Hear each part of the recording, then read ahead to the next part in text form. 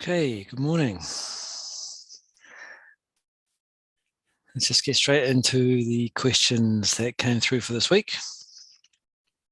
First one came through is there a relationship between one's stage of spiritual development and how good a student one can be?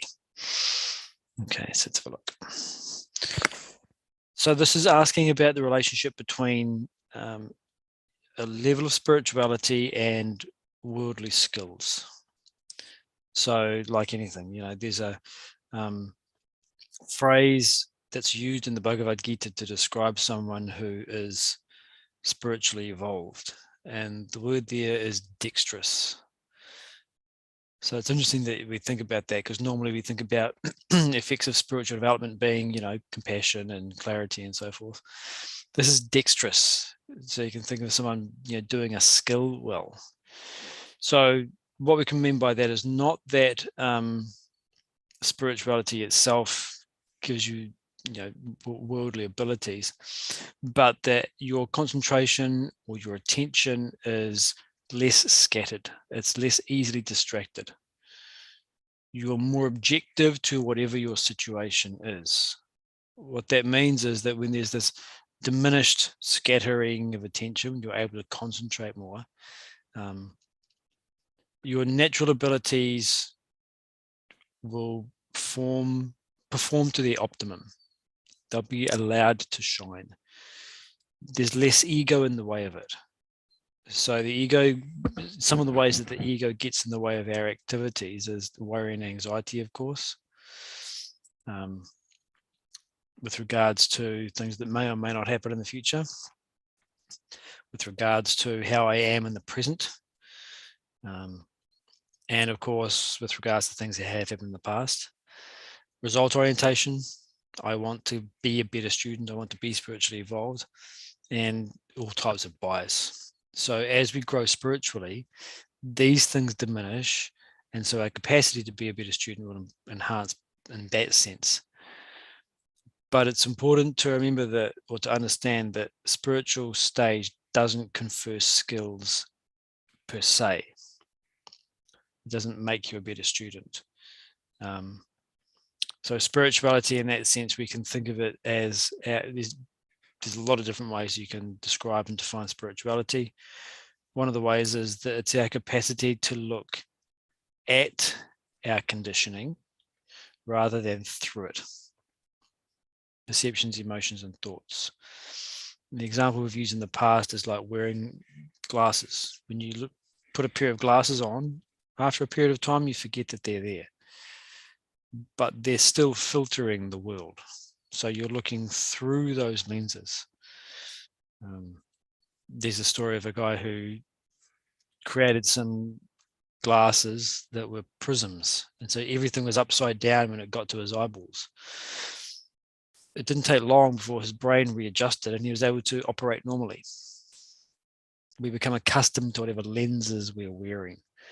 So spirituality is that ability to be objective to be free from the grip of various perceptions, emotions, and thoughts that are running through the system. We're looking at them, we're aware of their existence, rather than being subject to them, being conditioned by them. So it's the distinction between involvement and freedom. You can think of spirituality as increasing along this axis. So does your spiritual stage make you, actually let's read the question as it was written, how good a student you can be. So the word student here I'm taking to mean a spiritual practitioner of all the three disciplines of devotion, knowledge, and action. The word student can carry the connotation of someone who is primarily in the path of knowledge.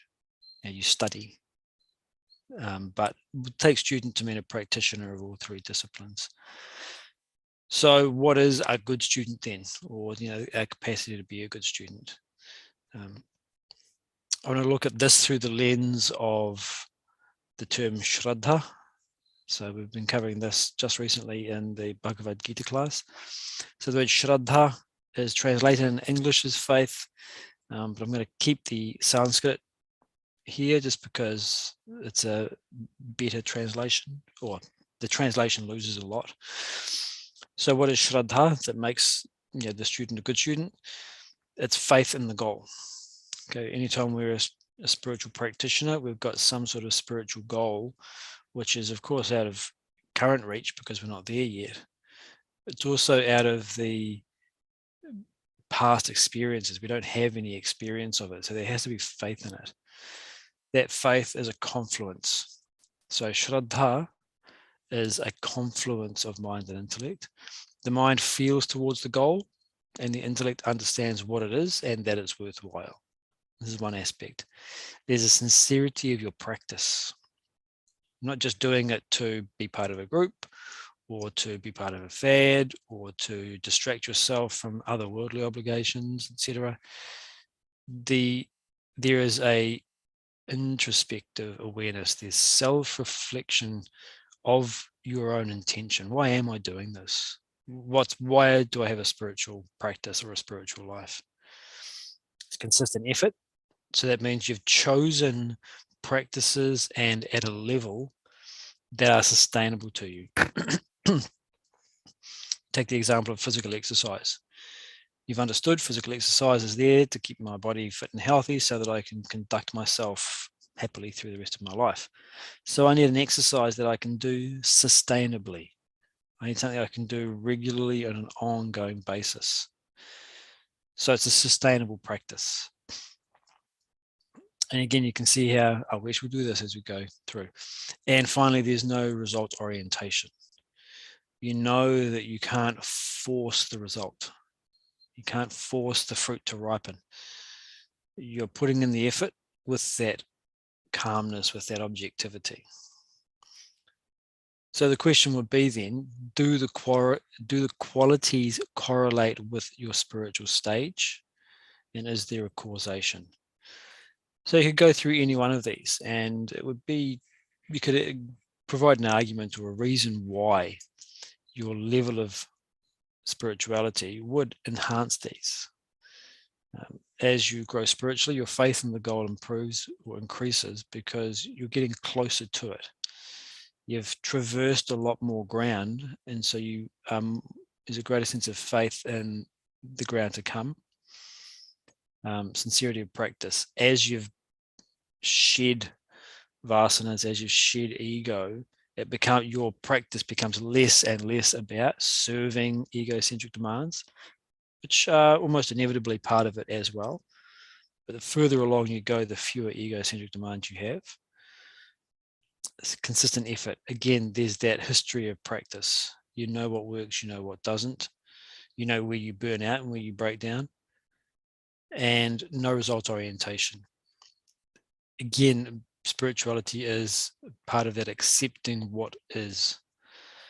So wherever I happen to be in my development, this is where I am. I'm just going to keep putting in the practice and letting nature take its course. So yes, there is a correlation, and the sense that you can be a better student. But the question is, well, what does it mean to be a better student? Because the phrase is as good a student as you can be. So the idea is that we're looking at being a better student. If you have someone who's a beginner in whatever they're practicing, whether it's spirituality or any other worldly endeavor, you have a beginner student who's applying 100% effort and an advanced student who's applying 90% effort. Who's the better student? I mean, you could argue either side really if you wanted. You could say, the advanced student's a better student because they're at a much higher level. 90% of what they're capable of is only going to achieve a tiny fraction of what the beginner is capable of. Or you could argue it's the effort that you're measuring. So what are you measuring when you talk about being a good student? This is the thing that you need to be digging into. And are they valid measures? So someone who is at a earlier level of development will be facing challenges in their spiritual practice, and they'll have to do heavy lifting. Someone who's at a later stage in their development, more advanced, they'll also be facing challenges of a different type, and they'll also be doing heavy lifting. So we experience the ratio of, if you like, between the mind and the intellect, or the ego and the ideal. Because when we talk about practice, it means holding the ideal. And so it might be more difficult at one point in your journey to practice than another. You can't judge whether or not you're a good student on how difficult it is to practice, because that path of spiritual development is not linear. When you first begin, you might find it very easy to practice. There's an enthusiasm and so forth. The spiritual practice then takes you into difficult places within your own personality. You start to face areas of your ego that perhaps you weren't aware of. And then it becomes very difficult to practice. And then there's some kind of breakthrough. You push through that ego boundary, you understand it, there's a moment of clarity, etc. And you then find it easy to practice again, and then difficult, and then easy. So while we can say that it's your spiritual stage is correlated with how good a student you can be, it's difficult to say how good a student you are at any one moment, because you're experiencing different loads at different times.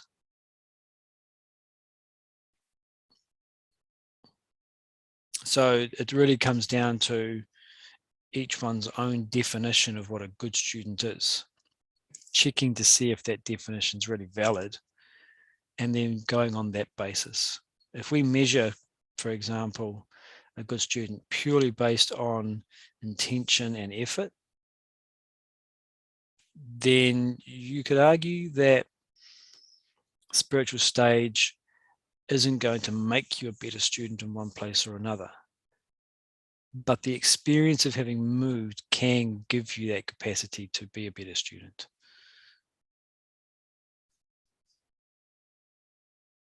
So is there a relationship between spiritual stage and how good a student one can be? Yes, there is. But we've got to be careful in applying that idea when we're actually measuring how good a student we are. And more to the point, we should not look at how good a student we are and try to infer some level of spiritual status. That'll be the wrong way to approach it. I'm a terrible student, therefore I must have a low spiritual status. No, not necessarily. You might be a lot better than you think you are. It's simply that you're carrying a really heavy load at the moment. And someone else who is able to apparently practice with much more consistency and so forth, they look like a better student, but they're carrying a much lighter load. Put them under the same load that you're currently under, they'd collapse. So you're a much better student. And that's comparing two individuals, which of course is not what spirituality is about. The moment you start comparing individuals, then you're sort of stepping out of spirituality to a degree. But this is also true within one person at different times. Earlier, I found that it was so easy to practice. And now I find it very difficult to practice. Does that mean that I've slipped in how good a student I can be? Does that mean I've slipped in my level of development? No, different loads at different times.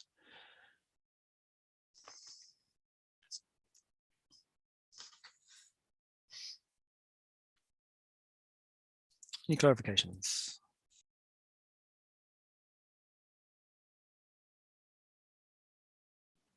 Hi, Glenn. Could you explain the point about intention and effort in something about, like, it doesn't, I don't remember what you said, like it doesn't matter what stage, or yeah, I don't remember the part maybe. So I'll just go back to the slide. So these were just two aspects of a practitioner that I pulled out just to have an idea of how we can judge where we might be. So one of the key aspects of practice is your intention. So we've used this idea a number of times in recent classes of spiritual bypassing, where a discipline or a principle or a practice is used as a way of avoiding your material obligations to your personality. It's very difficult for me to really face the fact that I'm an ineffective worker, an effective boss, because it's an ego bruise. Don't want to face that. So I use spiritual practices to live a certain way, function in a certain way, to avoid dealing with that part of my personality. So what's my intention in getting into a spiritual path? Now, ostensibly, to me, and when I speak to others, it's about greater freedom, greater liberation. That is my intention. And to an extent, that'll be true. But there's also there'll be some ego intention in there of just avoiding discomfort. So finding greater freedom and avoiding discomfort may at times be directly opposed to each other. Finding greater freedom sometimes will mean having to go through greater discomfort. And so when those moments come up, which one's going to win? Well, if it's the intention to avoid discomfort, then you can see that it's I've slipped away from the truly spiritual intent. So someone keeps doing their practices, maintains all of their disciplines and lives by certain principles, but in doing so, they're avoiding certain obligations. And so how do we figure that out?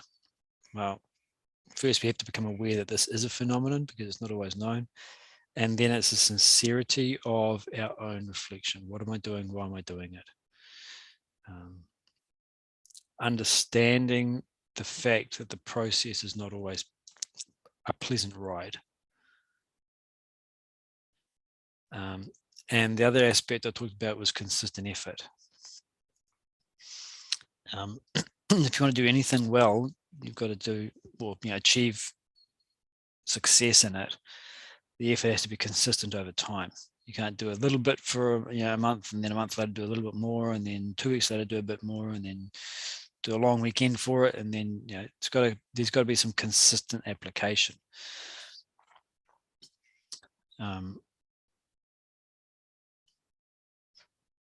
If you are more objective to the process, you're able to find that sweet spot, that window where it's enough effort to move you forward, but it's not sufficient effort that it's going to fatigue you over the long term. And again, that comes with practice. You imagine someone who's running their first marathon compared to someone who's run 100 of them.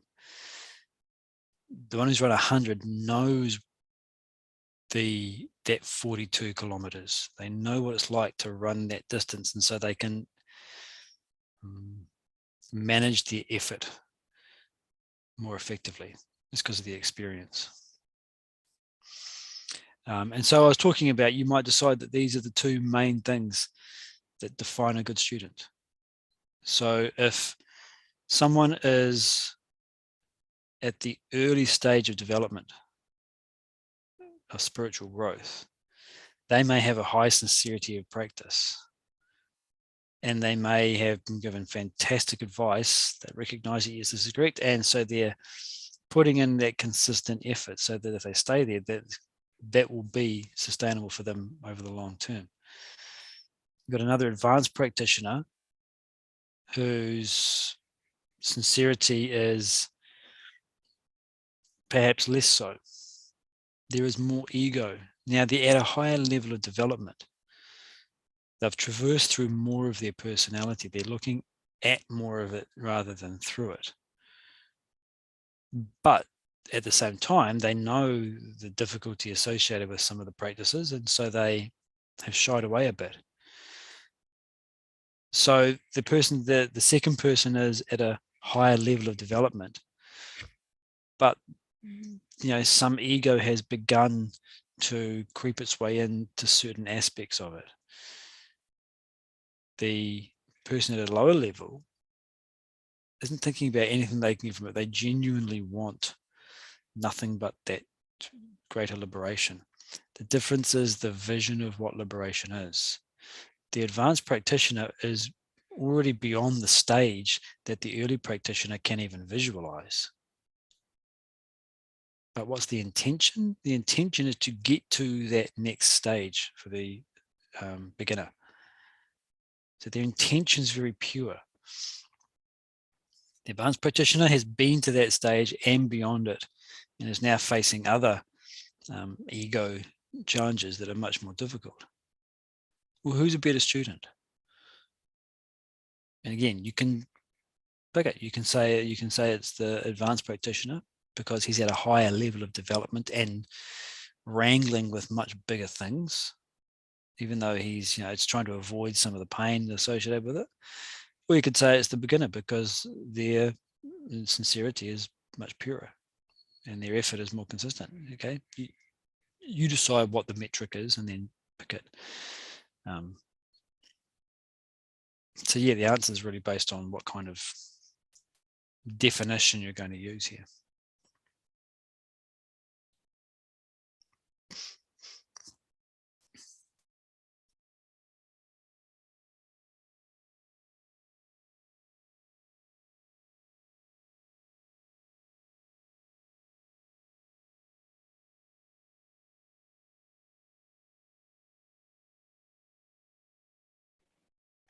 So follow up to that, would it is it just that it at each stage you might need a different definition, and maybe maybe the right approach is not to compare my present self to my past? As far as having a different definition goes, it's not so much a matter of needing a different definition. It will just be clear to you what the correct definition is.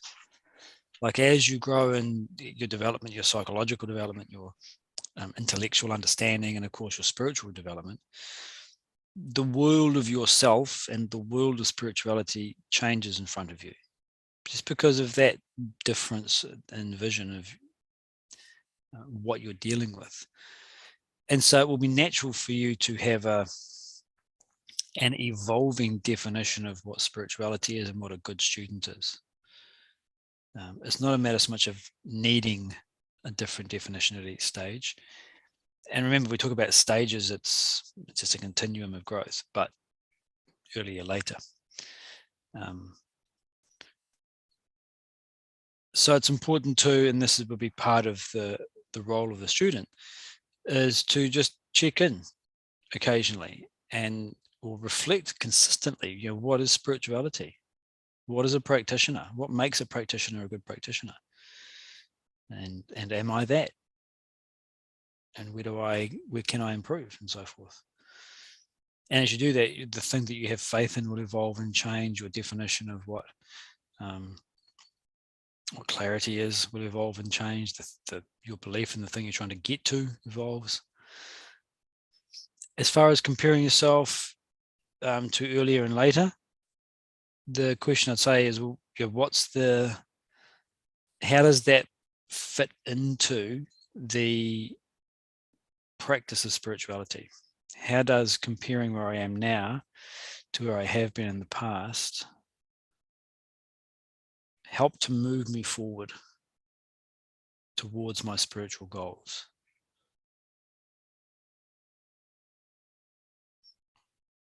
And if you can find a legitimate answer to that question, then do it.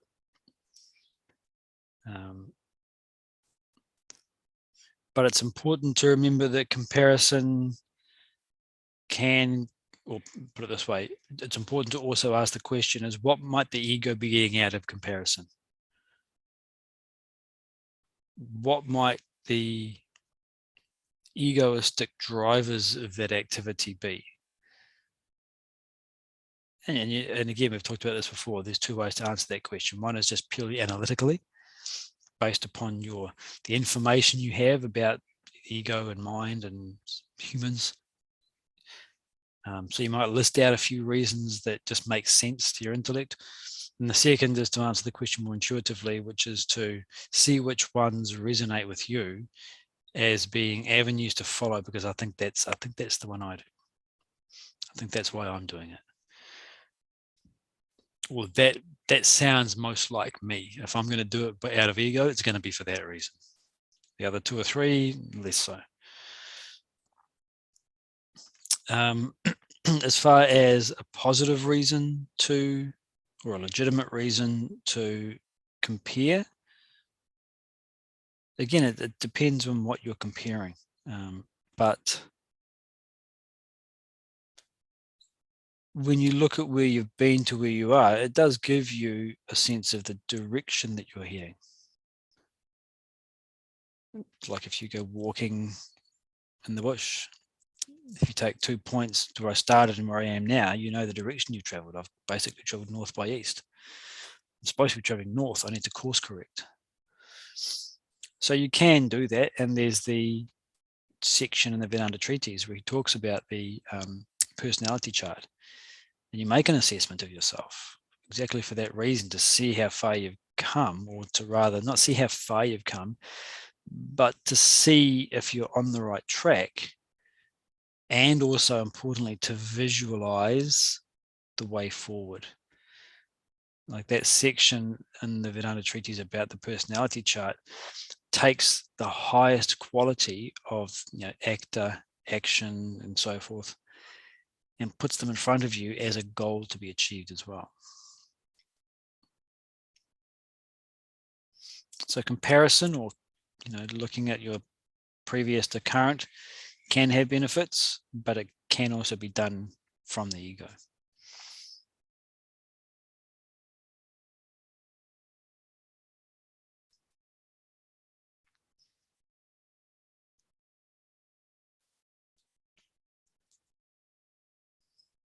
Thank you.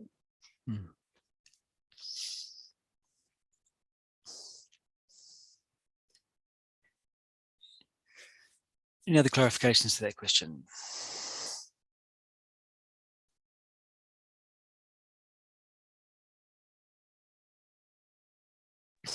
Okay. Second question is with the reference comes from the Vedanta Treatise, chapter 14, the chapter on meditation. The symbol Om. A is referencing the waking state, U the dream state, and M the deep sleep state. How did this come to be? Okay. So just a quick rundown of what the question's asking. In meditation, we choose a mantra. The mind chants the mantra, the intellect observes, and so forth. What mantra will you choose? Well, you can choose anything. But there's a section there that talks about the mantra Om. It gives a reason why it's a powerful mantra to use. It has both inarticulate value that appeals to the heart, and it has articulate value which appeals to the intellect, understanding. And so, as the question said, the syllable Om is made up of 3 different sounds, A, U, M. Right? And in Sanskrit grammar, when they coalesce, you get Om. So Om comprises 3 separate sounds. All of those sounds are pervaded by the same vocalization. There's a vibrating of the vocal cords, which is the same all the way through. There's a pressure of air through those vocal cords. It's the same all the way through. There's something which pervades the A, pervades the U, pervades the M. And the vocalization exists outside of Om. So Om is made up of 3 things, and it represents the thing which pervades those are. So how did it come to be that A represents the waking state, U represents the dream state, and represents the deep sleep state? You can say it's just an interpretation. It comes through interpretation of the text and an understanding of what we're doing. When you look at the number 3, it appears in so many places in Gita, or the Upanishads, for example. You've got these 3 sounds, a, u, m. Well, what else is 3? Waking, dream, and deep sleep. Body, mind, intellect. We've got all these.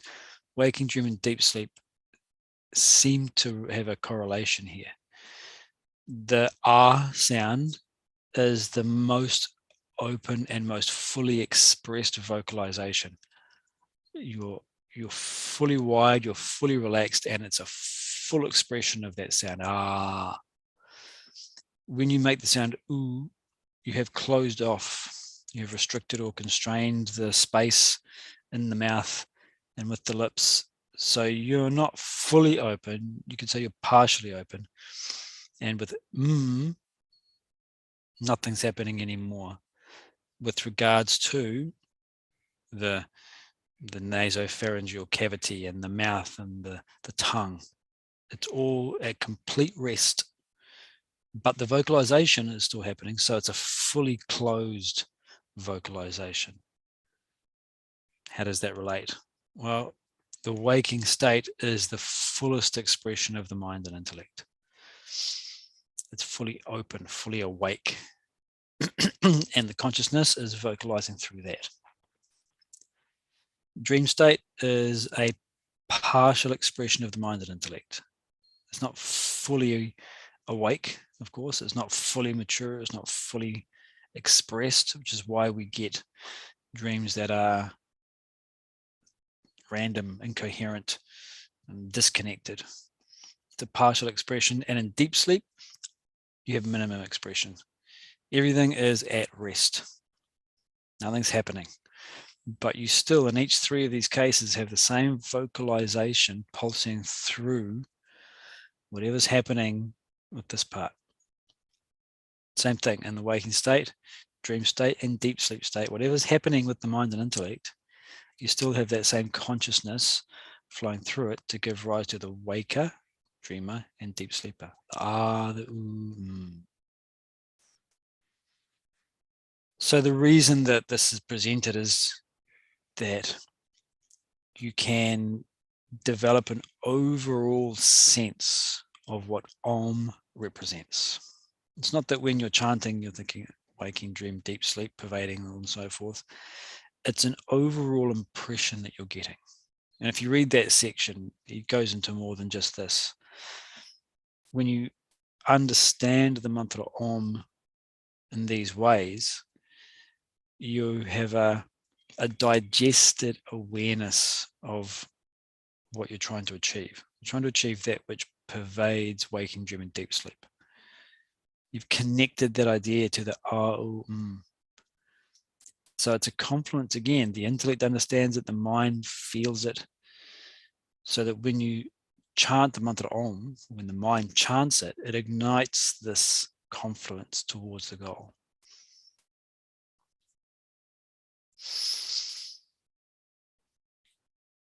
So you can basically say that it's an interpretation from the text, and an interpretation of that it comes from a deeper understanding of the whole process of spirituality and this great knowledge.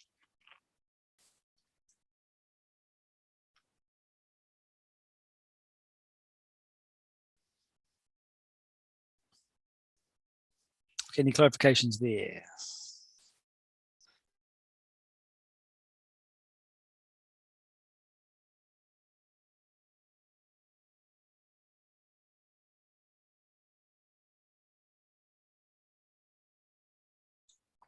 Okay, any other questions at all that people want to bring up?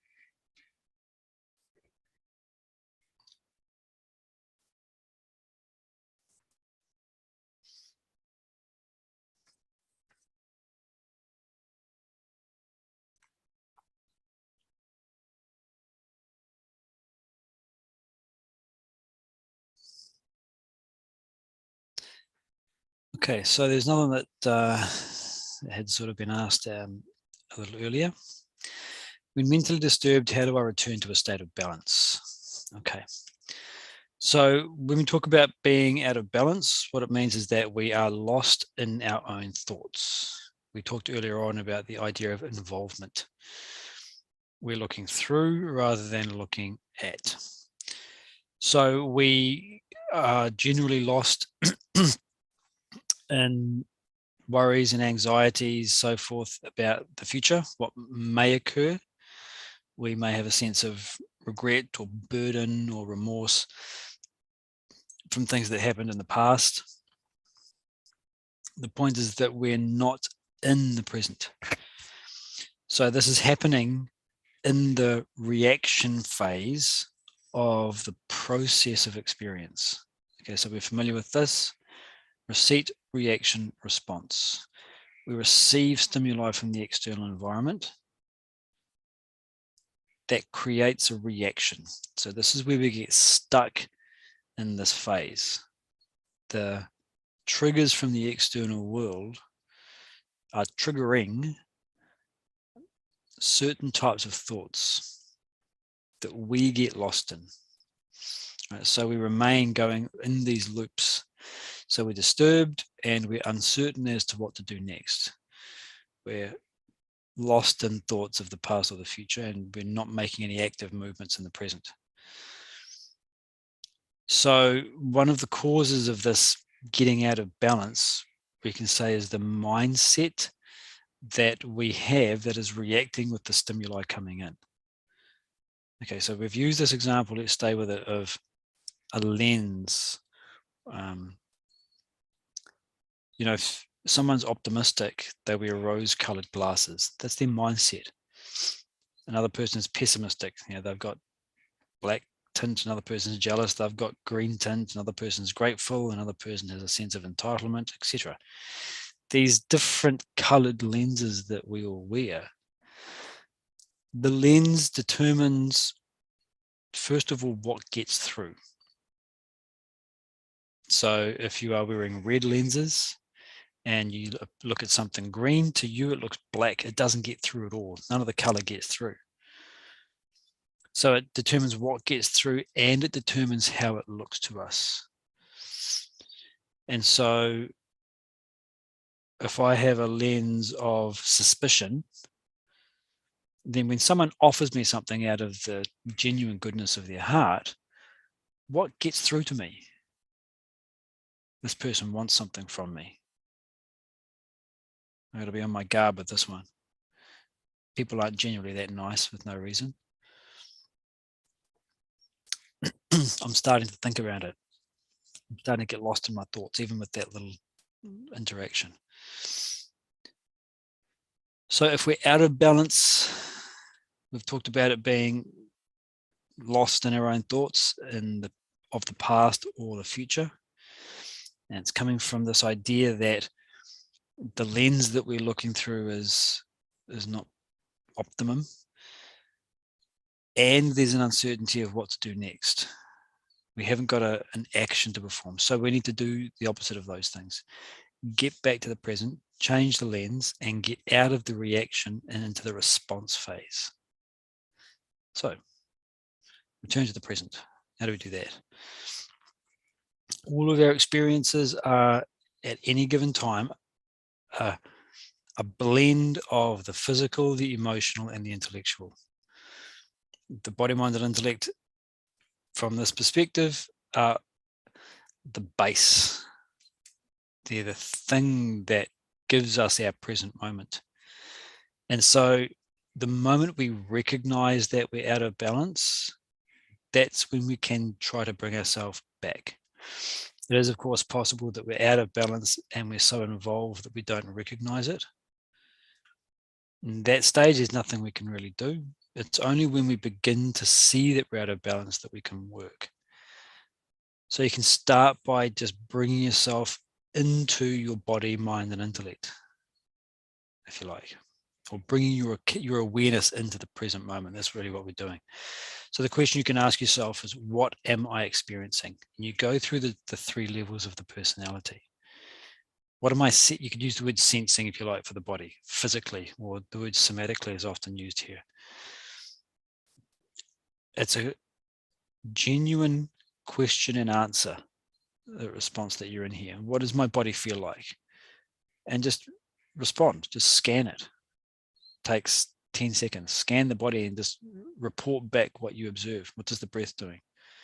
Is the attention somewhere? Where does your attention first go? When you scan the body, the first place it goes to is my lower back. My lower back's feeling tight. Okay, thank you. What next? Scan again. It might be something in the shoulders, whatever. There's no analysis or anything on this. This is just pure observation, just purely reporting in. And again, the reason is to break into that loop of thought by looking at what's happening right here in the present moment. So you've reported back with regards to the body, go to the mind. What am I feeling? And again, it's not analysis. It's only reporting what's going on right now. The feelings, the emotions, the moods, the desires, whatever that feeling component of the personality is doing, if it's fear, if it's anger, resentment, worry, you're reporting back. What am I feeling? And what am I thinking about? This is, of course, the intellect. The thoughts that you're entertaining. What am I thinking about? I'm thinking about how I have to be on guard against that new person at the workplace. I'm planning our next interaction to try and wheedle more information out of them. There's a narrative. People are out to get you. People aren't that nice. There's a script that I'm running. What's the thoughts that are running through my head? And again, you're not judging them good as bad. You're not trying to shift them or move them. This is just getting to the present moment. So just look at what is and say, this is the current condition. This is what it is. What we can do then is, if we want to, change the lens. Actually, I'll take a step back. Bringing yourself back into the present moment, that actually might be sufficient. The moment you bring yourself back to what's going on, at times you'll be able to see it for what it is, and it will just sort of dissolve in front of you. And the moment you say, well, this is the present, this is the current condition, the burden of it lifts. There's an acceptance. Well, this is what's going on. You've broken into that loop, or to put it another way, you're looking at your experience rather than looking through it.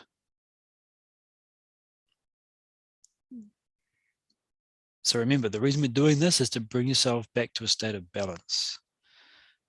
If in doing this, if bringing yourself to the present does that, then the job is done. However, you might decide that you want to sort of go through more of it. You might feel like you still need to move yourself into something like the response phase. So you might look to change the lens. So what is this lens that we're talking about? The lens is essentially the conditioning that we're looking through at any given moment. And again, it comprises the thoughts, the beliefs, the desires, the emotions that we're experiencing. So changing the lens means going from what's actually happening now to a future state. You're switching out the current lens for a new one. So you're looking forward here. So you see this is in 3 sections. Just go through these questions. Now these questions are an example of some self-reflections that you might use. You might decide this is too many questions. The maximum I would like is 3. So fine, pick 3. You might find these, I get the idea, I get the gist, but these aren't for me. Fantastic. Get the gist, make your own ones up. In fact, that's even better. You can think of this really just as an example. What am I trying to achieve? Now, if you're the suspicious coworker, you wouldn't say, I'm trying to achieve, finding out everyone's ulterior motives. You might say, I'm just trying to, keep myself protected from being taken advantage of. So put it in terms here that are legitimate. What's the best case scenario? The best case scenario is that the person is actually, a really good dude. I'm out of balance because of the situation. What can I learn here? What knowledge would dissolve this experience? And who do I want to be? So again, you're shifting from the fact that I am a suspicious coworker to another idea of who I'd like to be. You're changing out the desire to protect yourself from being taken advantage of to the desire associated with some better vision of yourself. What does my body, mind, and intellect need right now? So now you're shifting out of ego's demands and into your legitimate needs. And what would improve the situation? So these are all taking different lenses. What am I trying to achieve and what's the best case scenario is really talking about the stimulus aspect, the part that's out there. What do I want to achieve out there? What's the best case scenario for this situation? The next three you see in green, this is of course is all about our own inner personality, associated with our own growth. And the third part relates to your obligations to the situation, both to the personality that is experiencing it and to the external environment that it's located in. So the general gist here is that you are shifting the attention by asking questions that prompt you towards an improved outer and inner scenario associated with your growth, associated with your obligations. There's another aspect which I haven't gone into here, but it's reframing. So let's say someone has triggered you into a negative emotion by their own bad conduct. The natural mind's reaction is to blame that person and say, terrible person. Reframing it is putting it in terms of, well, yeah, maybe that person's carrying a burden I don't know anything about. Or you are frustrated because of a lack of material success. The moment you start looking at what you do have, what we often talk about as a gratitude practice, you're reframing your external environment. You can list all the things you don't have, or you can list all the things you do have. When you reframe to list all the things that you do have, you're changing the lens. Pessimism to optimism, or entitlement to gratitude. So that reframing of the situation is another way of changing the lens. You can think of it as advocating on behalf of the environment that is unpleasant to you. And you can think of it also as rebalancing, because we've got one lens that I'm looking through and it's blocked out some stuff. Change the lens to let that blocked stuff come through. You get a complete picture. So changing the lens is completing the picture. You're not blocking out other stuff. You're adding more stuff.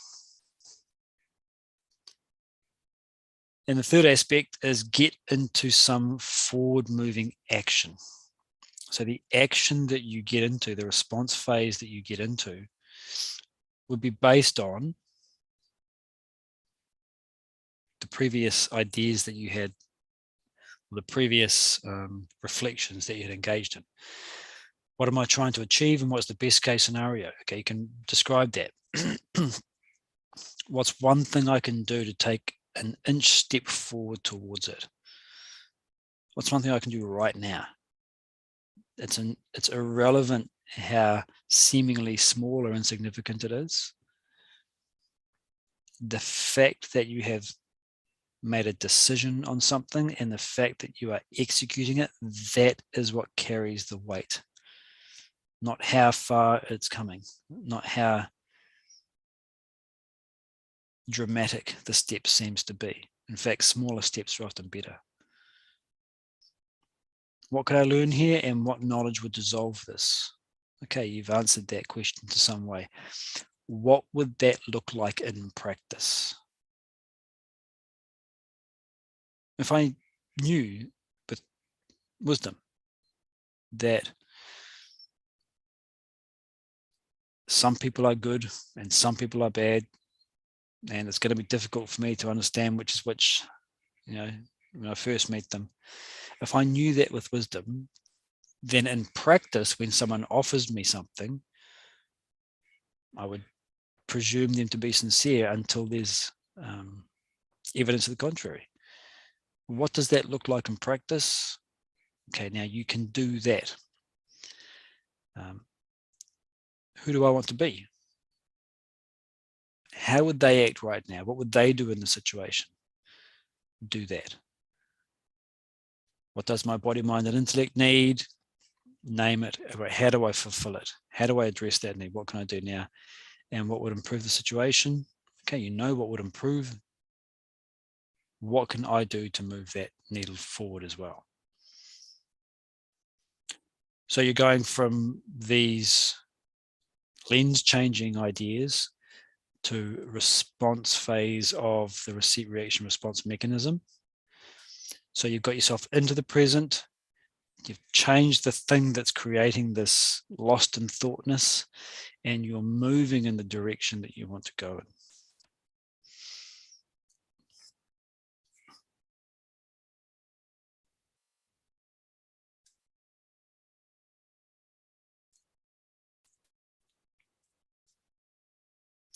Okay, any clarifications?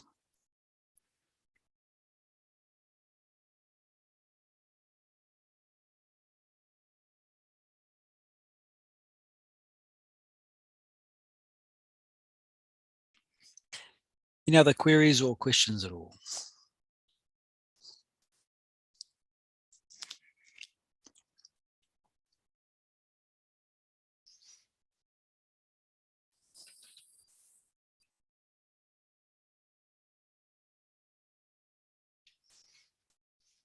Okay. If not, thanks for the questions. As always, I appreciate them coming through. We're back Sunday morning, 10:30 a.m. Pacific time for our continuation of Vedanta treaties, and then Q&As and so forth, Gita on Tuesday. So for those joining, I'll see you then. For those not, have a great weekend. I'll see you next time. Thank you, Glenn. Hari Om.